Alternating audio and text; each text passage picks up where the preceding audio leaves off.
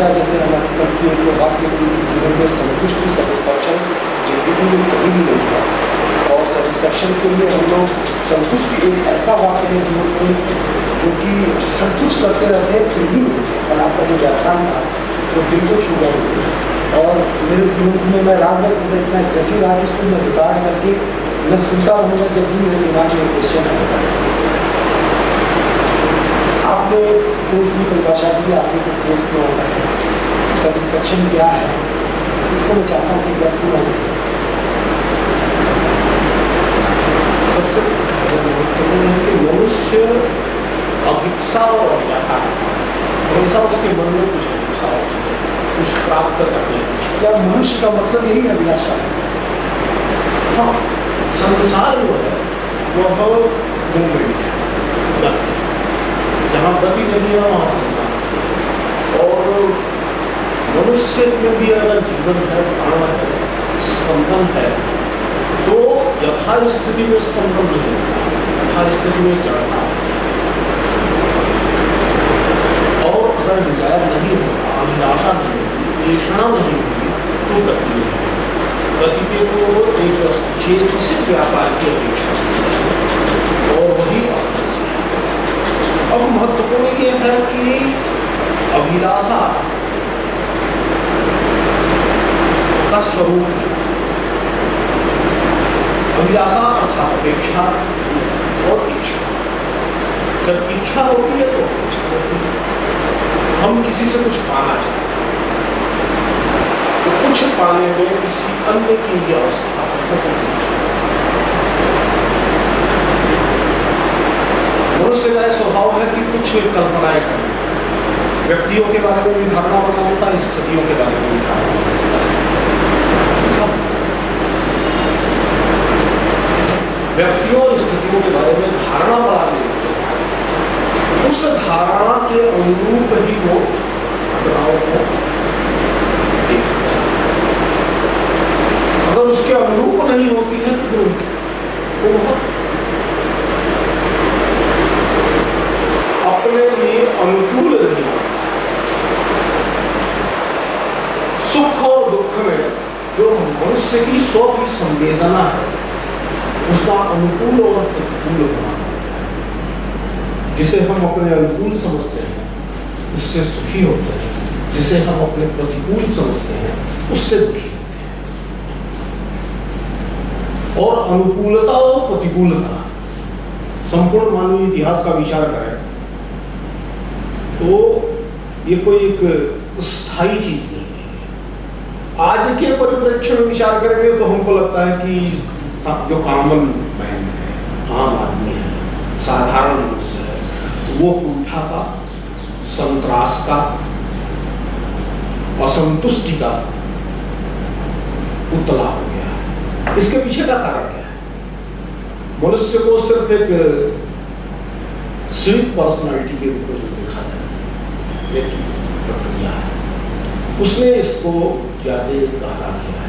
क्योंकि मनुष्य सिर्फ एक सभ्यता मूलक प्राणी नहीं है, बल्कि वह एक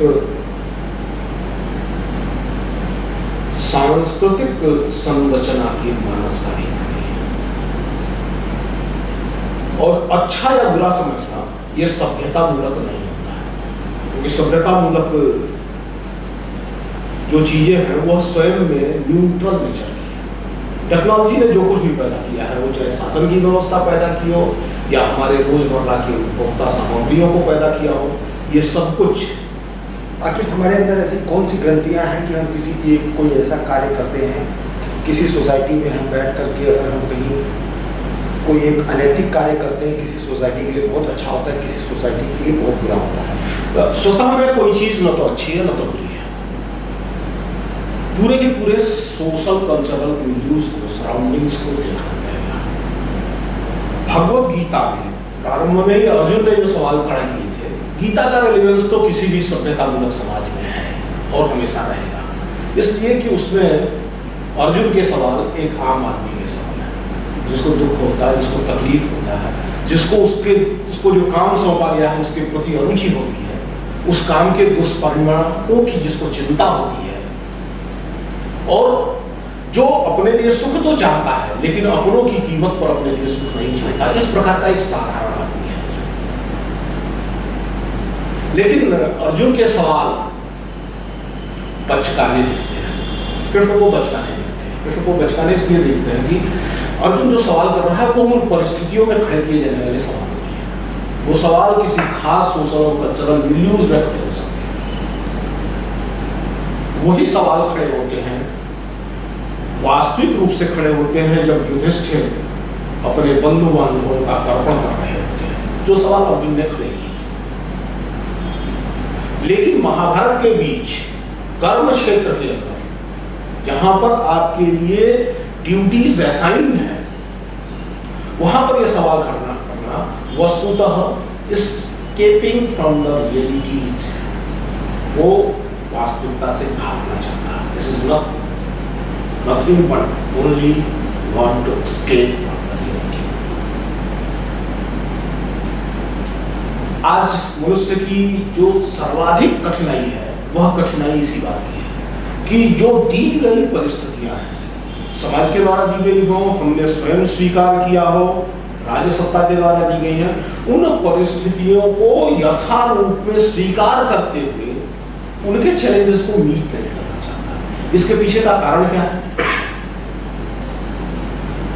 तो दुनिया में सर्वत्र सबसे बड़े लक्ष्य के रूप में स्वातंत्र है, क्योंकि मनुष्य कुछ नहीं है, सर्व संपूर्णतः बंधन है। ये सेंसेस का, माइंड का और माइंड से परे कोई सोल है जो विश्वास करते हैं आत्मा में। इसी बात को इन सब का एक ऐसा बंधन है जो उसने स्वतंत्रता पूर्वक स्वीकार नहीं किया, ये उसको प्राप्त है। और जब यह बंधन उसको प्राप्त है शरीर के रूप में, जीवन के रूप में, तो फिर शेष समाज के द्वारा और प्रकृति के द्वारा जो बंधन प्राप्त है वो बंधन नहीं प्राप्त है। लेकिन वो बंधन में रहना नहीं चाहता, बंधन तोड़ना चाहता है। बंधन टूटता नहीं है उससे, बंधन की क्या है, इसकी गांठ उसको नहीं मिलती है, उस गांठ को खोल सके और खोलने की कोशिश तो करता है। इच्छा तो मन में उसके है, जगह जगह वो नोचने की कोशिश तो बंधन को करता है, लेकिन बंधन खुलता नहीं है, तो उसको संत्रास होता है।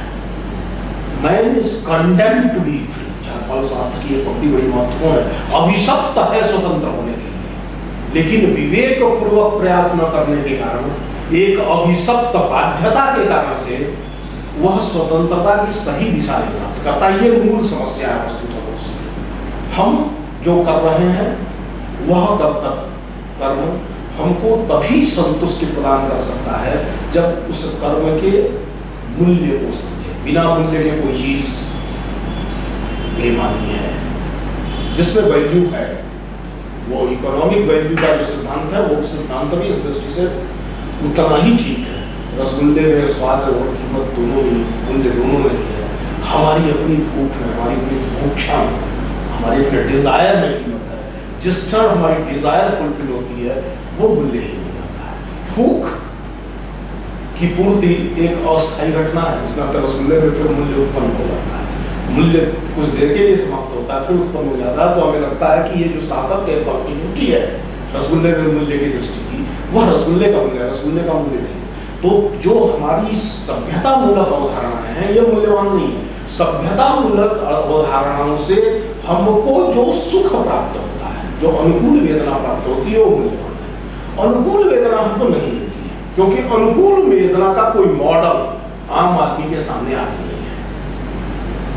हम 100-150 वर्ष पुराने मनुष्य की बात करें, कम से कम 50 वर्ष पुराने मूल्य की मनुष्य की बात करें, और परंपरागत समाज के संदर्भ में, चीन के समाज के संदर्भ में, भारत के समाज के संदर्भ में विचार करें, या 150 वर्ष पूर्व के यूरोपीय समाज के संदर्भ में विचार करें, तो उन्होंने कुछ मूल्य दृष्टियां स्वीकार की और उन मूल्य दृष्टियों के अनुरूप जीवन वो चलते थे। जैसे पुरुषार्थ के उदाहरण भारत में एक बड़ी महत्वपूर्ण उदाहरण है, धर्म अर्थ काम मोक्ष, ये पुरुषार्थ है, इन तीनों को करना है। तो उसके पीछे धर्म अनुबंधित काम और धर्म नियमित अर्थ, इससे मोक्ष की प्राप्ति होगी। लेकिन आज आत्मा का सिद्धांत ही खतरे में है। हम एक बायोलॉजिकल एंटिटी है, क्योंकि विज्ञान और तकनीक के साथ जो विकास हुआ है सांस्कृतिक विज्ञानों को भी, उसमें आध्यात्मिक विज्ञान भी है और धर्म विज्ञान भी है। इनको उससे जो प्राप्त है उसके साथ सामंजस्य तो करना पड़ेगा।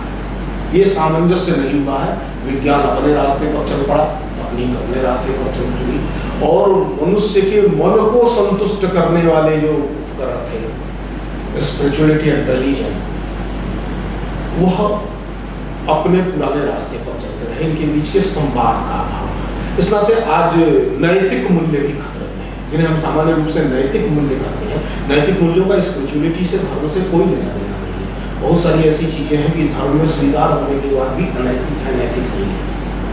आध्यात्मिक जीवन में बहुत सारी चीजें स्वीकार करने के बाद भी नैतिक है, नैतिक नहीं। लेकिन नैतिकता को धर्म और आध्यात्मिकता का एक संबंध प्राप्त था, उसके आधार पर नैतिकता बन सकी थी, और नैतिकता के कारण से उस कालखंड में मनुष्य ने जो विज्ञान और तकनीक के द्वारा सभ्यता मूलक विकास किया था, उस विकास का उपभोग करते हुए अपने को सुखी महसूस कर रहा था। आज दूरी है, हम सभ्यता मूलक विकास के वस्तुओं का उपयोग तो कर रहे हैं, लेकिन वह हमको सुख नहीं दे पा रहे हैं, वो हमें संतुष्ट नहीं कर पा रहे हैं। ये समस्या है। अब इस समस्या को ठीक ढंग से समझना है तो एक ही रास्ता है कि हम क्या हैं, इसको समझें।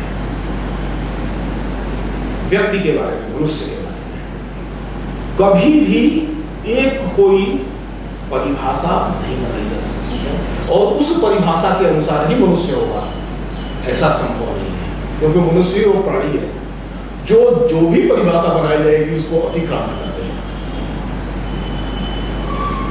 Man is a social animal से शुरू करते हुए, Man is a tool making animal, Man is a symbol making animal, विभिन्न प्रकार की परिभाषाएं मनुष्य की बनाने की कोशिश की है।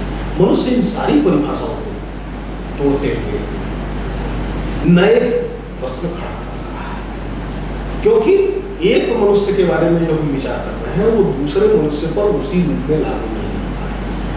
Each and every individual is a distinct तो यह जो यूनिकनेस है, अनोखापन है मनुष्य का, इस अनोखेपन को समझने का प्रयास न तो सभ्यता मूलक संसाधनों में हुआ और न ही आध्यात्मिक संसाधन जिनको हम कहते हैं आध्यात्मिक साधनों में हुआ है, अपितु सबने कुछ स्टैंडर्ड दिए, मानक दिए। इन मानकों के आधार पर, इन सार्वजनिक मानकों के आधार पर ही हम कोई चीज निर्धारित कर सकते हैं। अब एक महत्वपूर्ण बात है कि हमने समझने की बहुत ज्यादा कोशिश जब की मनुष्य को, तो उसको ज्योग्राफिकल सराउंडिंग्स में समझा। ये भारतीय है, ये ब्रिटिशर्स है, ये फ्रेंच है, ये जापानी है, यानी उसको सोशियो कल्चरल नेशनलिज्म या सोशियो पॉलिटिकल नेशनलिज्म के उदाहरण में मनुष्य को समझने की कोशिश की। रंग के आधार पर मनुष्य को समझने की कोशिश की। मनुष्य को उसकी संवेदनाओं की मूल्यवत्ता के आधार पर समझने की कोशिश नहीं की। और खुद भी हम अपने बारे में भी जब विचार करते हैं तो वस्तुतः हम क्या विचार करते हैं?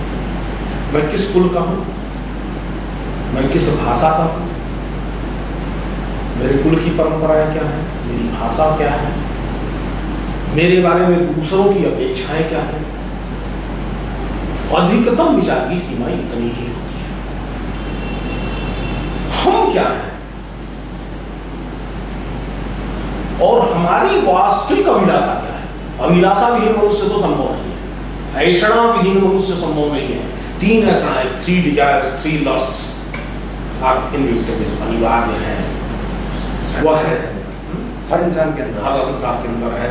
वह है सबसे बड़ी जो सबसे गहन जो है वो लोकेशना है।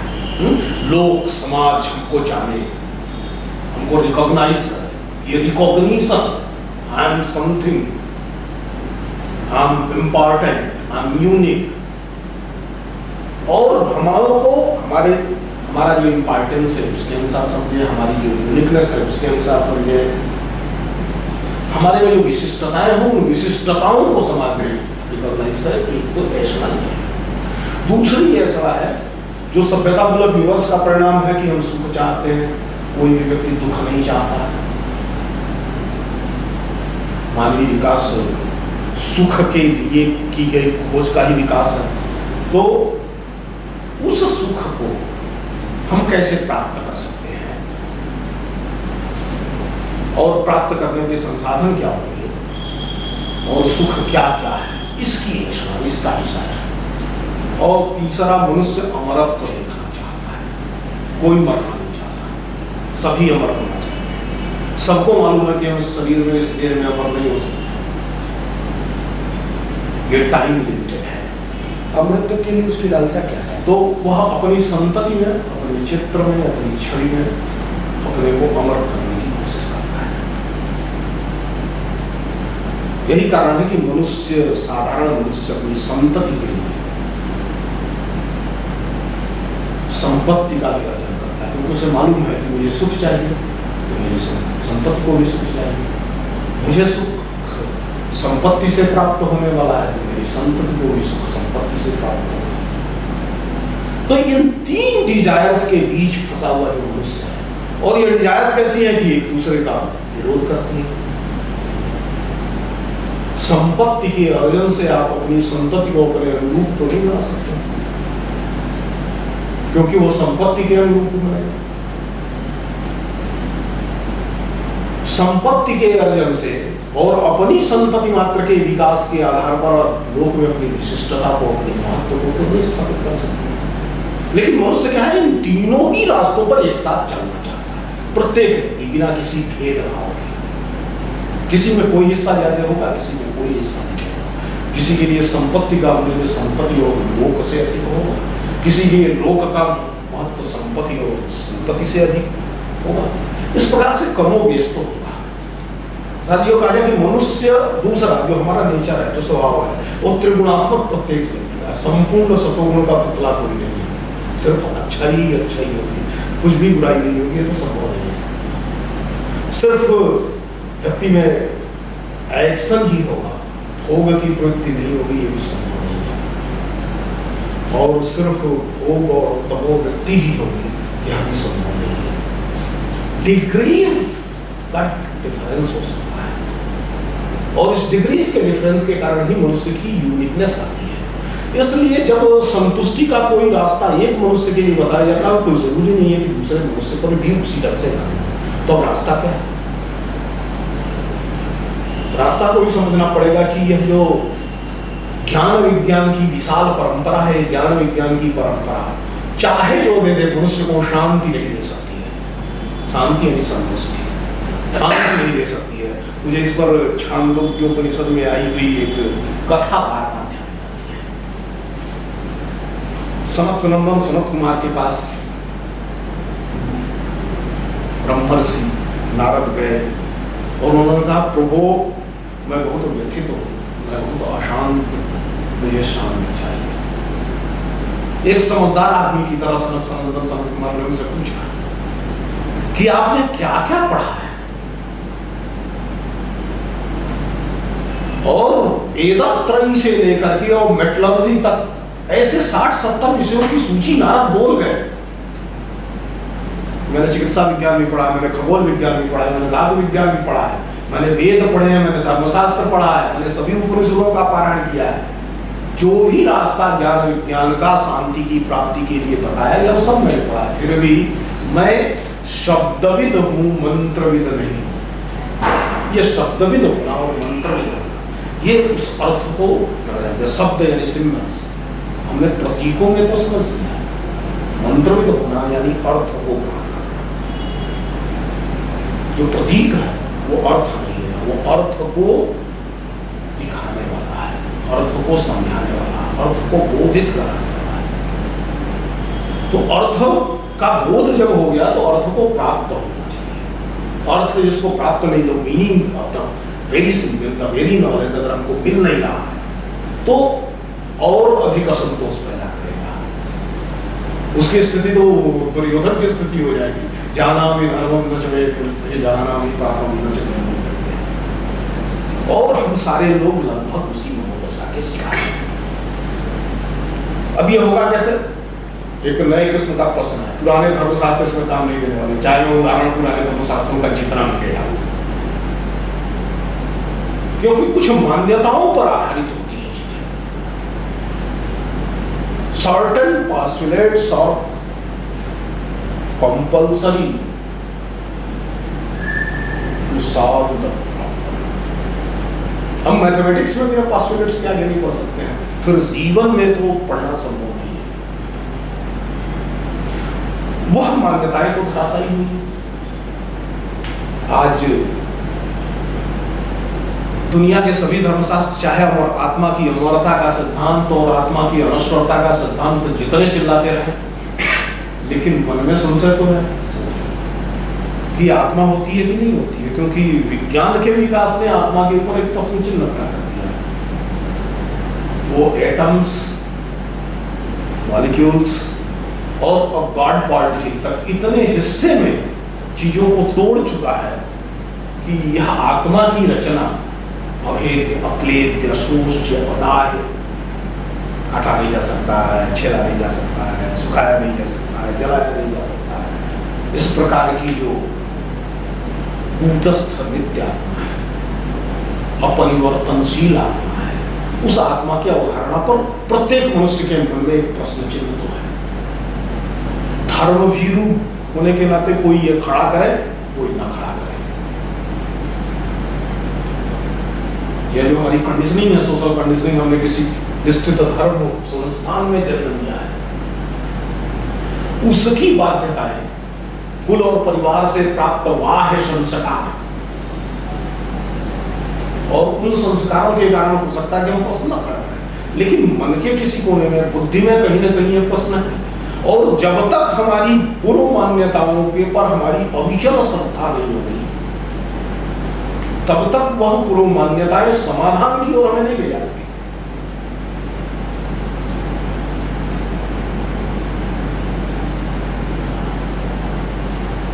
समाधान की दिशा श्रद्धा से निकलती है। तो पुरानी मूल्य दृष्टि पर, पुरानी जीवन प्रणाली पर आज अश्रद्धा का कालखंड तो है,